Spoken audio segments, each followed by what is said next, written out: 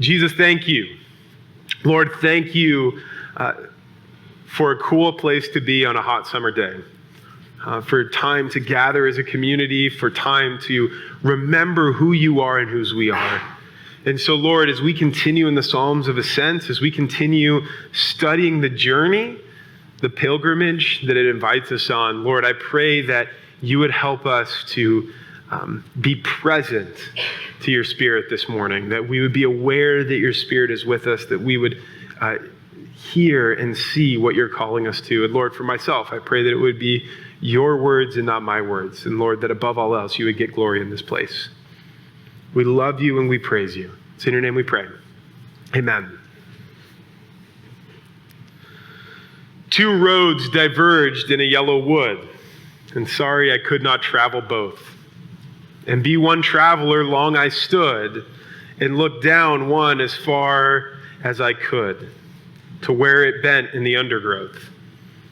Then took the other just as fair, and having perhaps the better claim, because it was grassy and wanted wear, though as for the passing there had warned them really about the same.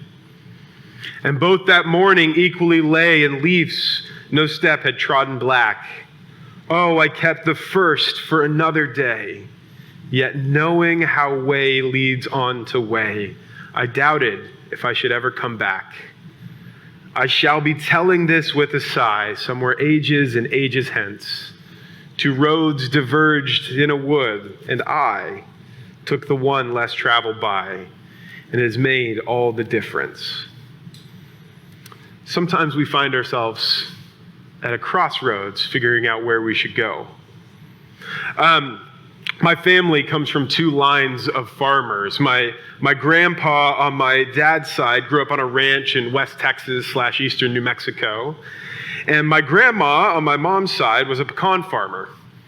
And so during the summers or the falls or whenever we were going to visit family, we'd all load up in the car and we would drive out into eastern New Mexico. And as we drove into eastern New Mexico, we'd find ourselves in the country near Clovis or down on the orchard in Roswell, spending time together.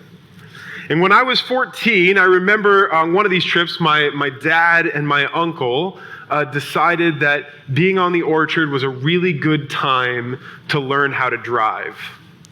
So they got us in the old beat-up pickup truck, and there was a few starts and stops. My uncle's a little bit like George Costanza from Seinfeld, and so you can imagine what that's like, learning how to drive. And, we started driving through the orchard, and as we're driving through the orchard, this was before GPS, and you would arrive at crossroads, and you just have to make a decision where you're going to go. And you have to figure out which way are we going to go to get back to the farmhouse. And in the orchard and in the surrounding land, even if we had GPS, it wouldn't have been that much help, because the country roads, at some point, you just have to decide where you're headed. You have to decide which road you're going to take and make a guess. We love this metaphor of choosing which road at the fork in the road. And it's become prevalent because we all have times in our lives where we have to make a decision on which road we'll take. We choose to get married or to call things off. We choose to move to another place or to stay rooted where we are. We accept a new job even if it's a risk. Or we construct a community based on our interests or beliefs. Or we invest our time in the hobbies that we love, inherently not investing time in something else. Whatever it is, we're choosing certain roads to walk down in life. But why is the question? What are we looking for in this journey we call life? What is informing these decisions every time we choose either this or that? Well, I think a lot of things are at play and when we make these different decisions, but one of the things that often drives us, that's underneath everything, is our search for happiness. We desire to be happy and to live well. But then the question is, what does it even mean to be happy? As we navigate the roads of life, how do we choose the path less taken to find our way home? Well, as we come to Psalm 128, the pilgrims and on the journey sing a song of praise and joy. And as they sing a song about the way to happiness and how God has given every blessing and every gift from above. And as they sing, they remind themselves three things about happiness. So if you have your Bibles, open up to Psalm 128. And while you find the text, let me remind you of where we've been the last few weeks. This summer, we're studying the Psalms of Ascent, which are a collection of psalms that were sung every year by the people as they headed to Jerusalem for the High Holy Feasts. And they were a sung liturgy or a way of worship that were meant to guide them home, both physically and spiritually. And we live in a world today that's constantly telling us that our home is based on our accomplishments or our popularity or our built identities. But the Psalms remind us that home is only found in God, or as St. Augustine wrote, "You have made us and drawn us to yourself, and our heart is restless until it rests in you." The liturgy of the Psalms of Ascent leads us through this journey home. They start with understanding the context of the world that we live in, and they move towards embracing joy and as we order our lives towards God. And they help us prepare as pilgrims coming to worship, starting in longing and ending in singing God's praises. But right in the middle, there's these two transitionary psalms of wisdom. They're totally different than the rest of the Psalms of Ascent. See, wisdom literature is key in Scripture. Wisdom is an attribute of God, a way of making good, wise, and just decisions. Those who listen to the way of God will live well in the world. And these aren't necessarily promises, if you do this, then you get this, but rather ways of ordering our lives. They're a genre that invites us to question how we're living, what our world looks like, and how we can reside well where we work, live, and play as we follow God.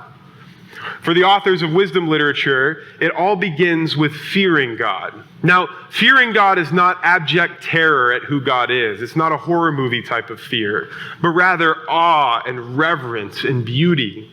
It's the type of fear that when you encounter something in nature and you realize how much bigger it is than yourself. Those who fear God will be humble, not proud. They'll listen to God's laws and advice and will walk in obedience with God. It's learning to submit to God and his way in the world in tangible and lived ways, not just in thought, which can lead to flourishing. Like I said, it's not a formula. It's not like brewing coffee or baking bread. It's not something that 1 + 1 = 2, but rather it's an invitation to operate in the world. Wisdom doesn't always guarantee blessing, but it does often lead to a better life, although not a perfect one. And instead, it helps us to understand the world we live in as we head home. And that's why the liturgy pauses right in the middle to invite the pilgrims to consider wisdom and the blessing that it brings. And the psalmist shows us that part of happiness is wisdom, because wisdom sets us on the right path. This is what it says in Psalm 128. "Blessed is everyone who fears the Lord, who walks in his ways. You shall eat the fruit of the labor of your hands. You shall be blessed, and it shall be well with you. Your wife will be like a fruitful vine within your house, and your children will be like olive shoots around your table. Behold, thus shall the man be blessed who fears the Lord. May the Lord bless you from Zion. May you see the prosperity of Jerusalem all the days of your life. May you see your children's children. Peace be upon Israel." The psalm begins with this barrage of pictures and words, and one in particular that has odd connotations in our world today: blessed. If you've been around for a little bit, you know that I don't particularly love this word, because in our culture today, it doesn't really mean a lot. When you say the word blessed, it's a trite word. It's a platitude that we use in polite conversation. Well, God keeps blessing me, or I'm too blessed to be stressed, or sometimes it even can be some sort of insult, like in the South where you hear, "Well, bless their heart." Which I recently heard someone describe what you mean by that as, "I hope you have the day you deserve," which I like that. It's overused, underdefined, and nebulous. It's not a word that I particularly like. But the psalmist loves this word. He uses it 4 times in the psalm. So how then do we define the word blessed? Well, it can actually have several different meanings and depending on the word and context that's used, but here it's really simple. The word blessed means happy. Happy is everyone who fears the Lord. It's important for us to know, though, happiness in our context today is far different than what happiness would have been in the ancient Near East context. Happiness in the Western context often connotes pleasure with external circumstances or experiences. It's something that's fleeting at best as we look to various listicles and influencer ideas for how to find happiness. But happiness in a biblical sense is rooted in wholeness in all of life's circumstances. Other translations translate this as joy or contentedness. It emerges from an identity found in who God is. It's why the idea of fearing God is so important. It's not terror at a cruel God, but rather reverence at the holy and awe at his work in the world. See, the psalmist is pointing out that life oriented in the way of God is a world marked by happiness. A way that embraces the calling to be fruitful and multiply, to care for the earth. A way that uses the gifts that God has given you for the life of the world. A way that looks at the broken systems of the world and seeks to restore them. Notice what the psalmist says is indicative of the blessing. You will eat the fruit of the labor of your hands. This psalm is actually filled with hyperlinks all over the Bible, different pictures that connote another picture in different parts of Scripture. And here it connects directly to Genesis 3. In Genesis 3, after sin enters into the world through the sin of Adam and Eve, God names the consequence of their disobedience, saying this: "Cursed is the ground because of you. In pain you shall eat of it all the days of your life. Thorns and thistles it shall bring forth for you, and you shall eat the plants of the field. By the sweat of your face you shall eat bread until you return to the ground, for out of it you were taken, for you are dust, and to dust you shall return." But here, in this psalm, it gives an opposite picture. The fruit that you will eat, it's not the curse, but rather for those who follow God and his ways, it will be filled with joy and it will be well with you. It is as if God reverses the curse by blessing all that we do for those who follow him. To be blessed is to embrace the gifts that we were offered at the very beginning of creation. See, happiness always starts with figuring out which path you want to follow. See, happiness is a path chosen. Back when we were living in New Mexico, every summer we would drive up north with my extended family and we would go stay in Colorado. And there was a couple of different places we stayed, but one of them was this place. This is Rudeye Reservoir in the mountains of Colorado. That's why I think your mountains out here are adorable. Those are real mountains. But we would go down and we stayed at a cabin on the other side of the lake. And on one of these trips, a few years back, we went, my brothers and I decided that we could see the water from where we were in our cabin. So we decided, even if there wasn't a path, we could hike down to the water. And so we said, everybody, let's go. And the smart half of the family said, why don't we drive down the road that leads to the lake and we'll meet you at the bottom. And my brothers and I said, no, we're going to do this thing. Our spouses wisely said, we're going to drive. And so we started hiking down the mountain only to find that it was overgrown and there were noises from the woods that you don't want to hear when you're hiking. And there were fences. Who builds fences in the middle of the woods? Apparently somebody. There was muddy, which we had no reason why it was muddy. They were in a drought. It just kept getting worse and worse. And I remember we were so frustrated. It took us an hour to hike a mile. And then we got down there and everyone else had been enjoying the lake and had their feet in and we're muddy and gross. Being stubborn on a path sometimes is something that we choose rather than looking just for the easy path to beauty. Our lives are not so different when it comes to happiness. We choose what we'll follow after to build a good life. And sometimes it'll lead you into thickets of frustration rather than into flourishing. See, you'll always have various roads you can choose to follow down in life. You'll always have to decide what path you'll want to follow and why.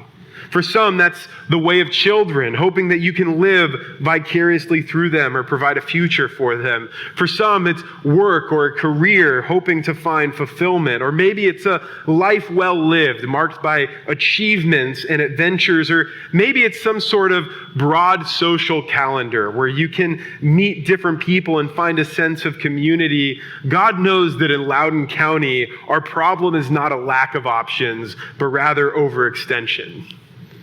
Don't get me wrong. A lot of these things aren't bad in and of themselves.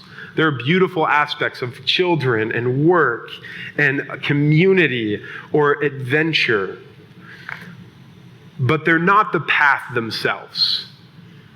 They're just part of it. See, the path is the one that's oriented under the worship and way of God and the world, of following his ways, to do justice and to love mercy and to walk humbly with your God, to embrace his way in the world with your head, your heart, and your hands. See, God invites us to embrace his way in the world and to see his flourishing. And part of this is understanding that there is a path to walk that leads to happiness. See, we often forget how we're shaped just as much by our hands as we are by our heads, that our habits affect our hearts or our vision of the good life. Or as James K. Smith writes, we are orientated by our longings and directed by our desires. We adopt ways of life that are indexed to such visions of the good life, not usually because we think through our options. We get pulled into a way of life, not by convincing the intellect, but by allure. See, we have to take stock of the ways that the world is shaping us and what that means as we follow God. And it's important to note that this path is not just for the individual, but rather it's a systemic one as well. Our systems are affected by this. Because happiness is always part of a culture and a reality. And for us to embrace it, we have to operate in a way that subverts the system. See, happiness is systematic. The psalmist moves from a general blessing over the individual man, moves from a general blessing to one that's over the individual man and his family. And last week, we talked about the importance of family in society, how it was a key part of the social services for the community. It's where people found their security amid the uncertainties of the world. Interconnected families took care of one another, which is why Jesus uses the metaphor of family later on in the Bible, because family was the social system. It was your retirement plan. It was the thing that took care of you when you were sick. And for us as the church, it's a reminder that to be brothers and sisters means caring for each other in sacrificial love and in community. And here the psalmist shows that as a result of that radical community, he shows that result using this potent agricultural metaphor about the growth of the family. It says your wife will be like a fruitful vine and your children will be like olive shoots around your table. The vine was a symbol of vitality, growth, and peace. And Micah 4:4, the prophet predicts peace by proclaiming that one day they shall sit every man under his vine and under his fig tree, and no one shall make them afraid. Or if you watch Hamilton, it comes out too. Beyond that, though, the language also harkens back to the woman of wisdom described in the Proverbs, the personification of wisdom that leads to flourishing. The olive branch is also similarly potent here. Olive trees sometimes don't bear fruit for up to 40 years. And because of that, olive trees are actually a sign of longevity. They're a sign of generations that are passed down. Whenever you see the olive tree in the Bible, it's a sign of that generations being passed down as they follow God. And again, all of this is centered in that reality of the fear of God. It's interesting. And it seems like an odd aside I don't know, maybe it's just me, but when I was reading this week, it kind of feels like it comes out of nowhere. Here we are singing this song of praise together as we're headed down the path, as we're headed towards Jerusalem. Here comes these different images and these different pictures that the community is singing, and then right in the middle, there's these two psalms that harken back to the Proverbs that are all about singing about family. They don't seem like they're good road trip music like the rest of them are. But what's interesting is thinking about the family in the ancient Near East Israel and how it was the key social system of the day, how they were meant to take care of one another, how they were meant to build a multi-generational homes together. They were made sure to take care of the elderly and the children together. And now here's the community singing the psalm of being a family with each other. And here we find a community orienting their lives, orienting the system around blessing and following God. See, we forget sometimes in the West that happiness is not just a path chosen for the individual, but it's also something that we do as a system, as a community following Jesus. We make decisions for the generations to come. It's for flourishing of all our households in wisdom, no matter where you come from. And it's done in community together. It's what we're doing here this morning, reverentially submitting to the way of God in the world. See, happiness requires a systematic overhaul and rebuilding of the very systems that we engage in with one another in happiness, because happiness is systematic. Mark Sayers, in his excellent book, Reappearing Church, points out that renewal always takes place within systems when he writes this: renewal is God's way of cleansing and reviving the systems in which we exist and operate. Often we approach our challenges by imagining a future vision of what renewal looks like, and then we take off towards that goal. However, organizational theorist Peter Senge observes that vision without systems thinking ends up painting lovely pictures of the future with no deep understanding of the forces that must be mastered to move from here to there. All the project managers said amen. And when we just have a vision-based approach to renewal, the end can justify the means. In God's way of renewal, our systems in their entirety, both personal and corporate, must be renewed for us to move forward.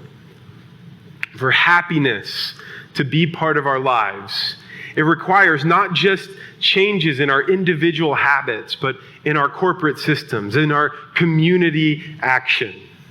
It's becoming clear that we need each other in our social systems to pursue happiness, to pursue this joy rooted in God. Harvard professor Arthur Brooks, in his weekly blog on happiness for The Atlantic, talked about the importance of these systems, writing this: to put it simply, they are social. The scholars found out that on average, very happy people socialize on 11 more occasions a year with relatives than unhappy people do. 7 more times with neighbors and 5 more times with friends. They also attended religious services 7 more times a year. Happier people also rated the quality of their relationships more highly.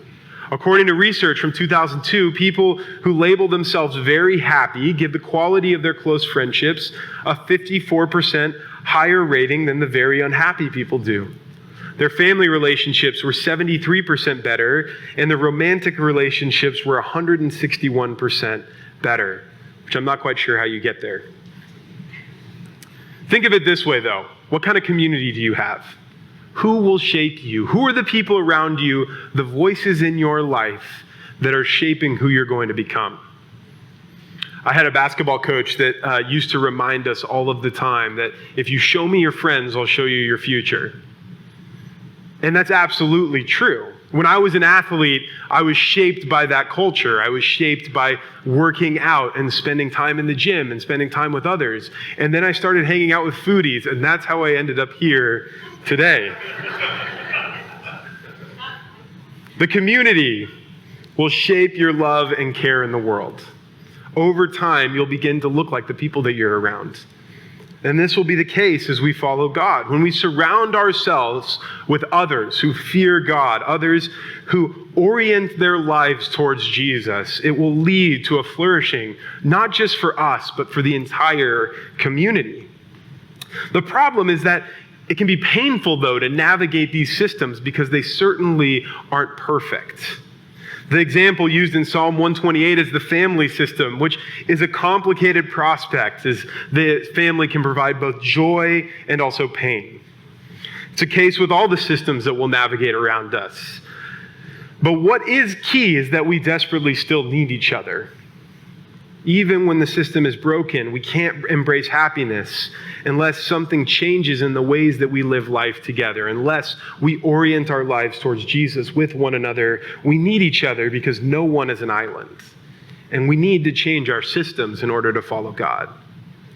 Because central to all of this is not just that happiness is a path that we choose, not that happiness is the systematic thing we embrace, but rather we have to remember the end of the path.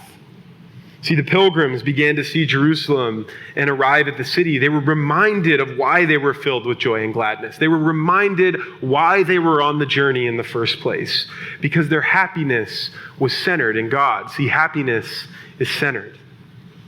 The psalm closes with this exuberant benediction from the house of the Lord. See, Zion was the location of the temple where the very presence of God dwelled among his people. And as the pilgrims continued on the path, they were reminded of the profuse blessing of God in their lives. And the idea of blessing here is both happiness and a sense of worship that's carried out from the sanctuary into the everyday realities of life.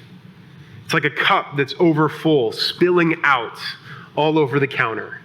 And the idea of blessing here is both and notice here what's blessed, that you may have a life filled with prosperity in your community, that you would have a life filled with joy all the days of your life, and that you would have a long life filled with flourishing. The final word out of all of them is the most beautiful of them all, the one of peace or shalom. Peace is often translated in our culture as an absence of hostility or conflict, a ceasefire of sorts between the parties at war. But shalom is translated different. Shalom is wholeness or completeness. It was used as a greeting and a parting in intimate relationships, hoping that God would bring completeness and peace to reality, because God is always involved in bringing about wholeness to the world around us. May you be made whole, are the parting words of Psalm 128, leading us to the second half of the Psalms of Ascent, where we begin to celebrate the works of Yahweh. And as we turn the corner in the journey towards joy and happiness, we must never forget that our happiness is only found in and centered on the God who gives life. See, happiness is centered on the God who gives life. If you spent any time with me, you know that I'm terrified of the ocean.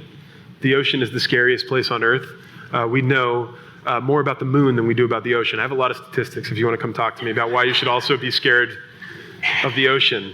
But weirdly enough, I love books about old ships, because it fascinates me, the adventurers who used to get in boats and try to traverse the world without modern instruments. And the thing that's always interesting is when they get to the point where they're trying to find where true north is, after some storm has inevitably left them adrift and they're trying to figure out where they are, the first thing they do is they lift their eyes to try to figure out where the North Star is. Because from there, they can navigate the rest of the ocean. It's important for us to note that when we're following the path to happiness, we can't lose our true north. We have to remember that the path that we're on was never a journey towards a place or some sort of legalistic rules to live by, but rather a life lived towards a person, Christ. We're invited to follow him with all that we are. And that was a problem for Israel, and it's certainly a problem for us. They were taken by the idols of politics, expansion, wealth, success, family, and racial divides. And if those don't sound familiar, I would encourage you to check the news at some point. See, they were so concerned with following God that they had hollow orthodoxy rather than actual orthopraxy or following after who God was. And we can't forget this warning and not fix our eyes on our North Star, Jesus. See, Jesus is our peace. Jesus is our shalom. In John 14, Jesus says that he gives peace that he brings to all his followers. In Romans 5, it says that Jesus made peace with us while we still had enmity with him. And in Ephesians 2, Paul writes that Jesus himself is our peace. See, Jesus has made us right with God and invite us to embrace his peace and flourishing in the world. See, happiness and blessing are only found in the person and work of God. It's found in the sacrifice of a king who came to be with us and save us from our sins. And we're invited to receive and embrace the wisdom and the way of God. See, we're invited to choose the path of happiness, to reform our systems, to embrace happiness, and to center our world on God. And in doing so, we're invited to enter into God's road to happiness. So the question then is this: who will you follow? What will your habits invite into this world? Will you be centered on the way of God or find yourselves winding down a divergent path? Will you choose life? See, sometimes it will take breaking up our old systems and ways of being to invite God to produce growth, to forgo isolation, to embrace community, to put away avoidance and distraction, to embrace the habitual love of God, to not fear the world, but find ourselves in fear and awe of God and his beautiful way in the world. All of us need to do this work. I need to do this work. But sometimes in this disruption, it's the only way to bring about growth. My family and I just recently bought a house and moved in, and where we moved in, outside is a lot of clay there's nothing that really grows in it. And I can tell you what wouldn't work is if I bought really good grass seed and I went outside tomorrow and I just started throwing handfuls of it at the clay and then watered it and then just said, that's good. Let's just wait for the grass to grow. If you know anything about gardening, all that's going to do is I'm going to throw a lot of expensive grass seed only to wash it down the gutter because it'll just land on the soil and nothing will happen. But if I actually want to grow something, we have to till the earth, to break it up, to maybe put some sod in, or maybe bring some other life to that ground. It requires work. It requires something that on its surface doesn't actually seem like it'll help something to grow. But that tilling is what the seed needs to take hold. It's what it needs to flourish in hardened ground. Maybe some of us, maybe I, need to till some hard things in order for God's growth to take hold. Blessed is everyone who fears the Lord and walks in his ways. The Lord bless you. May you see the prosperity of his kingdom all the days of your life. Shalom be upon you. Amen. Let's pray.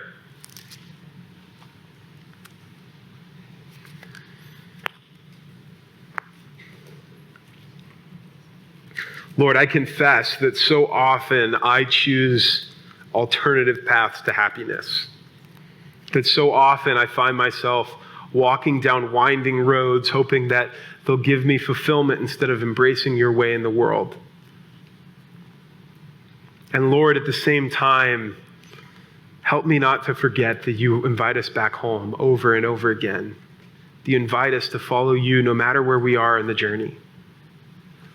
Lord, I know that this morning, everyone in this room is at different points in following you. We're all at different points in what it means to be followers of Jesus. And so, Lord, I ask this morning, wherever we are, that you would invite us to your path, that you would help us to see the areas that we need the path illuminated. And Lord, thank you that as we traverse the path, we don't do it just on our own, but we do it hand in hand with you. Lord, thank you for the gift of life, for the gift of forgiveness, and for all the good things that you've done. It's in your name we pray. Amen. Praise God,